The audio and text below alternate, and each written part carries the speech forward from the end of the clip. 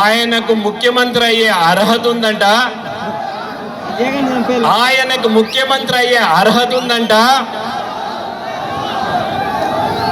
నేను ఎవరో కాళ్ళు పట్టుకుంటే ముఖ్యమంత్రి అయ్యానట. ముఖ్యమంత్రి అయ్యే అర్హత రామచంద్రారెడ్డికి ఉందా? ప్రజలను మంత్రిగానే ఇంత హింసిస్తుంటే ఇటువంటి వ్యక్తి ముఖ్యమంత్రి అయ్యే అర్హత ఉందా?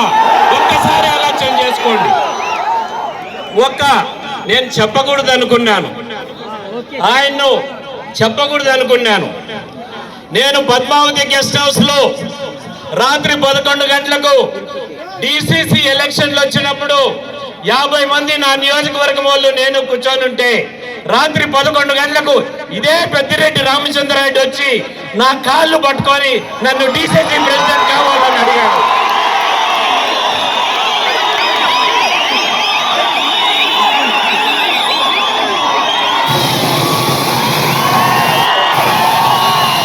నేను చెప్పాను ఇంకా కథ చాలా ఉంది,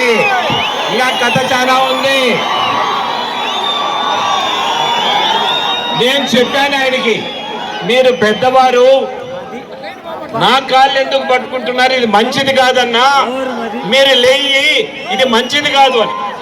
నువ్వు కిరణ్ నువ్వు కాకన్నా అంటే నాకు సపోర్ట్ చేయి, నేను డిసిసి ప్రెసిడెంట్ అవుతానని నా కాళ్ళు పట్టుకొని 50 మంది నా నియోజకవర్గం వల్ల ముందర అడిగాడు.